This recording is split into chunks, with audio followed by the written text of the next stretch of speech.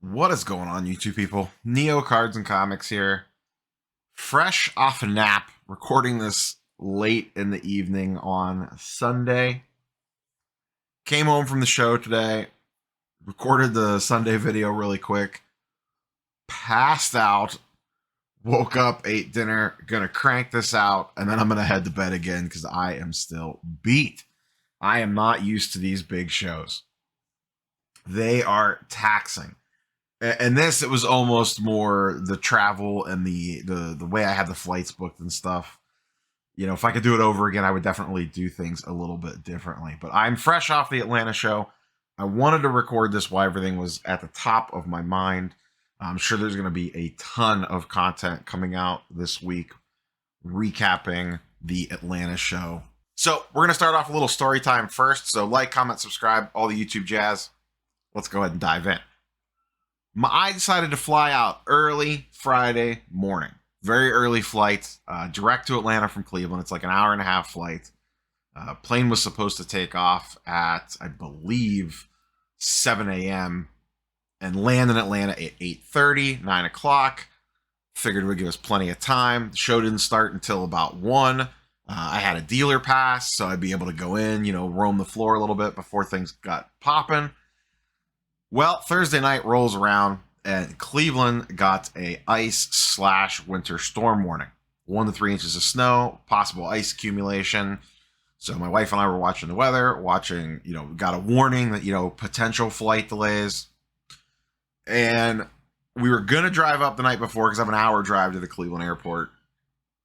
Ended up just risking it and driving up in the morning. So I woke up at 3 a.m., because you got to be there about 2 hours before, and I wanted to leave myself extra time in case the roads were bad in the morning. Luckily, it didn't get that bad out. It got bad out, but it didn't get super bad out enough to cancel flights. Flight was on time. We boarded the plane. We taxied onto the runway, and then we sat for 2 hours waiting to de-ice. Holy smokes. Remember, I said this was an hour and a half flight. It took us longer to de-ice the plane than the flight itself took. Which I get, it's no one's fault. It's the weather. It's whatever. I'm not blaming Delta or anything like that. You can't wait and pull out of the gate late because you got to get in line to de-ice and the whole 9 yards. So we didn't end up landing until, I think, 11:30. Pulled into a Chick-fil-A, slammed some lunch down because I knew I wouldn't get a chance to eat, and I didn't get on the show floor until basically when it opened at 1 for the VIP time. My wife dropped me off at the convention center, and she went and checked into the hotel and did some running around for some other stuff.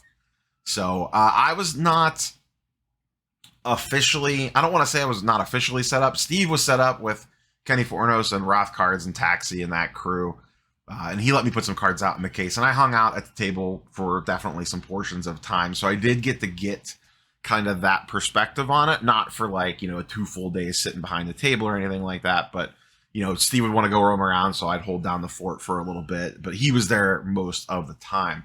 But it did give me an idea of what were people coming up to look for. That sort of stuff. The people that were getting questions. Because Steve's case had a whole showcase with just Marvel in it, PMGs, Vibraniums, that sort of stuff. And then I threw a couple Marvel cards in there. And then he had a case of all sports cards, which was a mix of everything. Hall of Fame autos, Ultra Modern Basketball. I threw some baseball in there, some basketball. I had like a little row of cards. And I'll get into the individual things that I bought and sold in tomorrow's video. I just want to keep this more to the show vibes and thoughts on the show itself and that sort of stuff. And I'll keep the individual transaction stuff to a second video because otherwise it'll just get bogged down and this will be 45 minutes long. So show started kind of slow, which is expected. Friday afternoon, 2 o'clock in the afternoon, most people are still at work. The only people there at that time are the true degenerates like us. But got a chance right off the bat to meet a bunch of people that I wanted to meet for the first time. Kenny Fornos was there. I've never actually met him in person. I got to formally introduce myself to Roth Cards. Great curator I met and for the first time in person. Merlin for the first time in person. We've obviously talked and done some stuff, behind the scenes or whatever. with a lot of these people. And that was a big reason on why I chose to go to this show. The first one was easy travel. Cleveland to Atlanta is an extremely cheap flight, and there are a million of them a day. So you have tons of different options to get down there. And as time went on, things started to build up of like, oh, well, like, I think I'm going to go to this Atlanta show. And then I think I'm going to go to this Atlanta show. And then the Marvel stuff kind of picked up steam over the last couple months. And then a bunch of Marvel people that I've known and now have since gotten to know over the last month or two are all like, well, I think we're going too. So I got to meet Justin Spidey Jew for the first time, Norin Sketchcard High for the first time, Scandell, Marvel Guy, Marvel Madness, Stacking Gems, Mr. Charles Stacking Gems himself. I got to meet and hang out with him for a couple days, and a bunch of other people. Once again, if I forget you, it's no offense. I met so many people. Got to meet a bunch of viewership, which was absolutely fantastic as well. A lot of people came up to the table, said, hey. It's always funny, putting a face with a YouTube handle. And then some people are like, hey, I like your stuff. I've never commented on a video once. But so you're not even going to have any idea who I am, but just to let you know, I enjoy your content. So that's awesome. That's always fantastic. And to be honest, when I'm out and about and we were at trade night and people were coming up, my wife gets the biggest kick out of it ever. She absolutely adores it. So it's always great when people come up and say hello. Who else did I get to hang out with and see? There's just a ton of people. Michael Hamm, hang out with Michael Hamm a lot. The PFD, personal finance dad, myself and Steve, and Michael Hamm and my wife went and got some hot chicken at Hattie B's on Friday night for dinner. But show started a little slow to kind of circle back into that, and which is like once again kind of what you'd expect. So I kind of hung out at the table for a minute, got some things set up, said hellos to a bunch of different people. And then kind of roamed the show floor a little bit. Made a lap. How I usually like to handle shows like this, and for comparison's sake, and I've never been to a Dallas show, so I'm just going off of what other people said at the end of the weekend. The vibe was, and this was from a lot of people that have been to both. In fact, I talked to Jeff Wilson, sports card investor, for a while, or not for a while, for like 5 or 10 minutes on Saturday because he's super busy, and I said, how does this compare to the last time this was here, et cetera, et cetera. And he said, this feels like, and I heard this from multiple people, it felt like a mini Dallas show in terms of size and scope. A lot of people said Dallas has a little bigger and has higher end inventory. Like Dallas always has a lot of high end inventory. This show ran the gambit. I saw a lot of really high end stuff. I saw a lot of middle and I saw a lot of low end. Like you could have found just about anything in the room. The only thing that was light in the room was vintage. There was only a handful of vintage dealers. Now, a couple of vintage dealers that were there had some insane stuff, but there was not a ton of vintage in the room, which to me is not surprising. To me, this show definitely skews more on the ultra modern / sneaker culture / Marvel side. There was probably at least 3 or 4 vendors, maybe more, and I could be forgetting, that had comic books, CGC slabs, a few vendors that had sneakers, some exclusively, some mixed in. There was at least 1 or 2 people just strictly dealing in like MTG, Magic the Gathering, wax, and Pokemon and stuff like that. And then there was at least 1, 2, if you count Curator and Merlin, 3, Steve, 4, maybe a half a dozen tables, 4 to 6 tables that were mostly Marvel or heavy Marvel or exclusively Marvel. And I'm talking like some super high-end stuff. Now, a lot of the guys weren't necessarily selling unless they got insane offers, but a lot of the stuff was for sale. And there was some insane stuff. I got to see Spidey Jew Justin's Spider-Man Gold 2017 101 that he brought. I got to take a little peek at that bad boy. I got to see part of Stacking's collection, which is absolutely insane, and a bunch of other of the Marvel content creator guys and non-content creators that had some absolutely crazy stuff. I got to finally see Steve's crazy PMG collection in person. And then they had the basketball tournament thing going on. I didn't really pay any attention to that or do much with that. It was kind of set up diagonally across from us. We were very close to it, but I didn't really do anything with the basketball tournament at all. So, but like I said earlier, Friday when I got there, I hit the ground running. I set some stuff up in Steve's case, and then did a lap of the building. I always like to make a lap, and it's usually a quick lap, just to kind of get a feel for what's in the cases. If I see something that I'm extremely interested in, I'll, obviously stop, but I'm not doing like a, up and down each individual showcase, digging through boxes or anything like that. It's very much like down the row. Let me kind of get a feel for what's in the room, and then circle back and hang out at the table for a little bit, and then kind of like rinse and repeat and make multiple laps. I do multiple fast laps versus one super slow lap, because like I said, I want to try to get a feel for what's in there to give me a better idea of what I might want to prioritize. If it's something that I want to buy and I don't see a lot of it, or I only see one of it, bump it to the top of the list. If it's something that maybe I'm selling and I see it out on the show floor, what do dealers have it priced at? Let's talk about that really quick. So the dealer stuff, I only bought a couple of things, and one of the things was from Steve. And once again, we'll talk about buy and sell specifics tomorrow. The other thing that I bought off was more of, he was set up as a dealer, but I didn't get the vibe that they regularly set up as a dealer. And I could be wrong on that, but they were just they were younger. They were just chill to work with, very reasonable back and forth. We had a negotiation on it. And if you follow me on IG, you know what card I'm talking about. But we'll talk about that, the specifics of that deal tomorrow. What I found, and you see this at pretty much every show, and this, maybe it's just what they're into the cards for. I don't know. I personally don't like the cat and mouse game. I like the negotiation, but I like to assume that my buyer is not an idiot.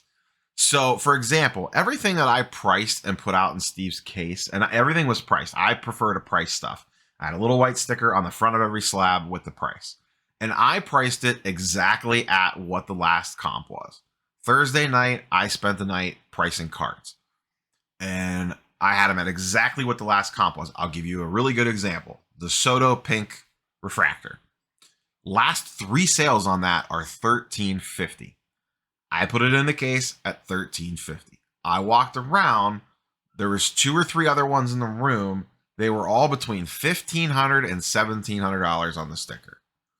Now, maybe it's just a matter of it's hard for people to keep up on their prices and stuff like that. But I just feel like if you're setting up at a show, that's something you should be on top of. And once again, this is the first time I've been semi-set up as a dealer.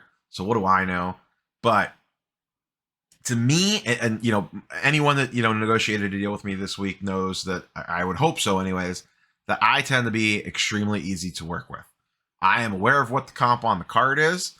If I didn't want to sell it for what I thought was a fair price underneath that comp, because I know I'm not going to get full comp unless it's an extreme circumstance. To be fair, and I'll say this, the Soto Pink, I had it at $13.50. I honestly, because I feel like that's exactly where that card should be, and you can't find one cheaper anywhere else, I probably would have not come off that price very much. Maybe like down to $1,300, even though, the whole 10% below eBay, this, that, and the other thing. But that was not a card that I was desperate to move.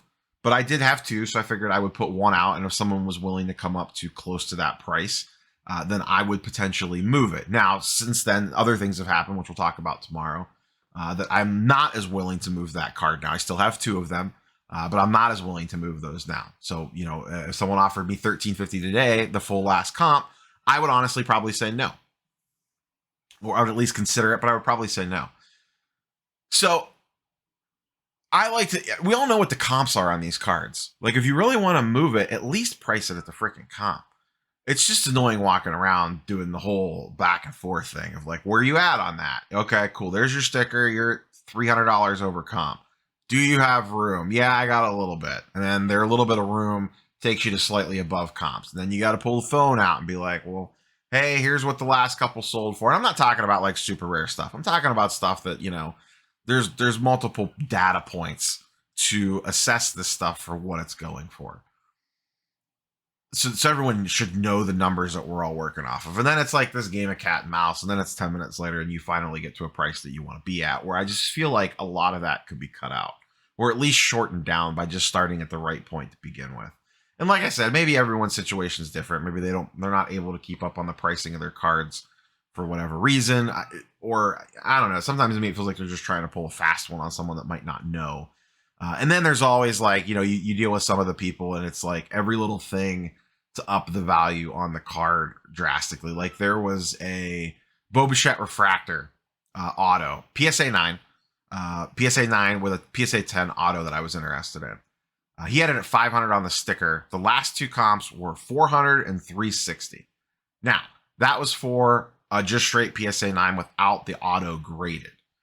And I said, the last two did 400, 360. Do you have any room on that? And he's like, I'd probably go to 450. He's like, those didn't have a PSA 10 auto on it. And I'm going to give mine quite a bit of a boost for the PSA 10 auto. And I was like, okay. I get giving it a little bit of a bump for a PSA 10 auto, but I personally don't add a ton of value to a slab with a PSA 10 auto on it. I'll definitely give it a little bit of a bump, but not a ton. I was thinking 400 cash full comp value. The last comp was $400 on a PSA 9, and I figured I would do 400 full cash, which would put him right at the full last sale on a PSA 9s, which is technically above what that one sold for, when you factor in eBay fees, taxes, and the whole 9 yards there. I thought that was a very fair deal. He wanted to be at 450. I just didn't want to be there. I didn't want to be $50 over an eBay comp on a card like that. So, but that's just like kind of a microcosm example of some of the stuff that I had to work with. And not everyone was like that. Like I said, this is, just very broadly speaking here, painting with a very broad brush. Saturday, well, before we get to Saturday, Friday night, the trade night situation was a little odd. It was off-site at the Battery, which is kind of the bar area, the party district area around the Braves Stadium. Steve, Ham, and my wife and I went off-site about 30 minutes, 20 minutes, 30 minutes with traffic to Hattie B's Hot Chicken. I talked it up all day. Steve and Ham were dying for it, so we went there. It was delicious. It was fabulous. I've had it in Nashville quite a few times. And we were then going to go to the trade night, but word got out that the trade night, I don't want to say was a bust, but was more of a let's just get hammered and drink and more of a club/bar setting than an actual like let's get some deals done. And I was exhausted. I had been up since 3 a.m. I ended up going 22, 21 hours straight without sleep. So we went back to the room. I took a quick shower, kind of reset myself, and then I just went down, and myself, Steve, and a bunch of the Marvel content creators, a whole table full of them, we just hung out in the Renaissance Waverly Hotel lobby off to the corner for a couple hours, just kind of BSing, talking about the day, with how the show was, just hanging out, just chilling. We did that for quite a few hours at least, and then I went back up to the room and crashed because I wanted to hit things early. Show floor Saturday. I got down there about 8:30, about an hour and a half before VIPs and the show itself opened up. Dealers were a little slow setting up on Saturday, which I think is to be expected. But I did at least 2 full laps before the show opened just to kind of get an idea. And by then I really I only bought 1 deal at that point. So I had a better idea where I wanted to be at. And I had sold some stuff too. So Saturday I viewed as let me get out here and kind of buy. And there were some specific cards that I had seen the day before that I said, if they're still there on Saturday, I'm going to go back around. And I was not, unfortunately, able to close any deals on those. And I'll get into the specifics on those tomorrow. Whether it just be because, the dealer didn't want to come down to where I thought I really wanted to be on the card and I didn't necessarily want to overpay on it. But there was a lot of, so the room itself, I'll say, was baseball heavy. There was a lot of baseball in the room. Definitely a lot of ultra-modern NBA as well. Not a ton of vintage, which we talked about earlier. And then, a filtering, mixing in of a lot of other stuff. Football-wise, it was a lot of Tom Brady, Bowman Chrome, Bowman Paper. A lot of Mahomes, Burrow, and Herbert were kind of the football stuff that you saw, along with, obviously, Atlanta twists on everything. There was a lot of Acuna in the room, a lot of random Falcons, relics, autos, that sort of stuff, which is all to be expected. A lot of Trae Young in the room. Once again, people catering to the audience a little bit. A lot of Luka, a lot of Ja. Decent amount of some really nice Darius Garland stuff. A couple vendors had a lot of high-end Darius Garland stuff. And I had some Garland stuff that I put out as well.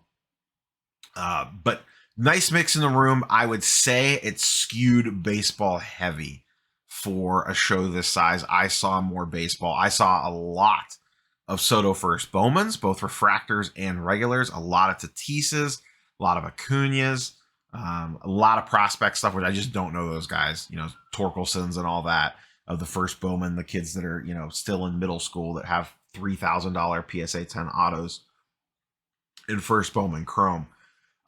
Show floor really picked up about 11. And then from 11 until pretty much the rest of the day, 2, 3, 4 o'clock, the show floor closed at 5. It was busy. It was really busy. Hung out at the table both times for a little bit. Once again, interesting to see the dealer perspective. I didn't see, while I was sitting at the table, a lot of people walking up to sell. I definitely had some of that, but it wasn't as much as I expected. But once again, I was not at the table all day, so I'm sure Steve will talk about this more. I don't know how much he actually bought from the table. Steve, I don't want to get into the specifics because I don't know what he's going to talk about, but Steve and I both sold a lot.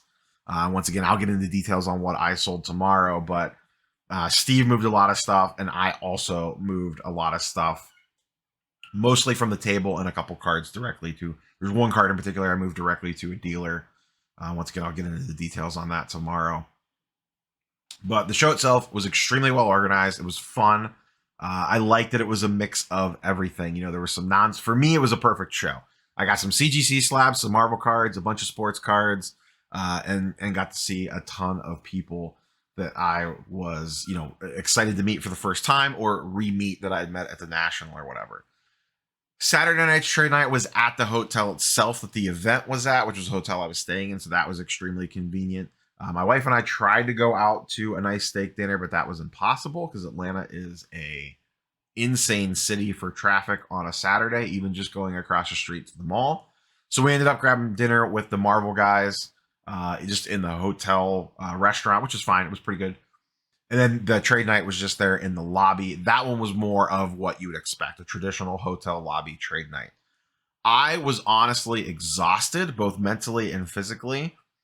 I made a couple deals at trade night. Once again, we'll talk about those tomorrow. Mostly sold some stuff and made a couple small deals. And then just kind of roamed around and said my hellos and goodbyes to some people. Ran into J-Mac, who I didn't even know was there. I didn't even recognize. He said something to me. He's like, "You didn't recognize me, did you?" And I was like, "No." I was like, "He didn't have his hat on." I'm always used to seeing J-Mac with his hat on, and he had his hair all fancied up. I was like, "You're all gussied up." And he said he went out with the wife and the family to a nice dinner because they were in town with him. So I got to talk to J-Mac for a minute. Sam from Women of the Hobby came in late Saturday to go to the show on Sunday. So she actually sat with my wife and I at the trade night for a while. We caught up. We haven't talked we talk in IGDMs, on occasion, but we hadn't talked in person since the National and, since a live stream at the end of last year. So I chatted with her for quite a while, and then, hung out with the Marvel guys at the very end of the night. Met a local card collector at trade night and a bunch of other people at trade night. Once again, if I forget your name, it is no offense. It's just that it was a whirlwind in there that evening. And I could just do a 30-minute video just naming names of people that I hung out with and talked to. Talked to Mojo Sports for a hot minute at the trade night as he was walking through. Did a little thing with, I might be in an eBay video somewhere. I don't know. They Bleecker Trading pulled me aside. They saw me walking through the lobby and they grabbed me and Kenny Fornos and were like, "Hey, we'd like to have you guys do like a little, a quick little thing with some thoughts on the show and eBay stuff for a little video that they were putting together focused on the show." Because eBay was one of the partner sponsors of the show. They had a nice booth set up in the middle of the show. They brought some athletes, and Michael Vick was there, I think, and a few other guys. But overall, the show was very good. I would 100% go back to this show.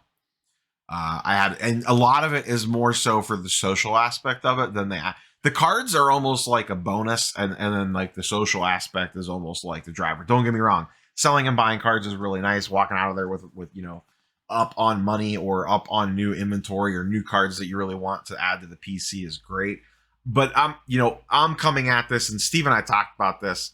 We're coming at this from the perspective that this is not our living. You know what I mean? So we're a lot more faster and looser on stuff.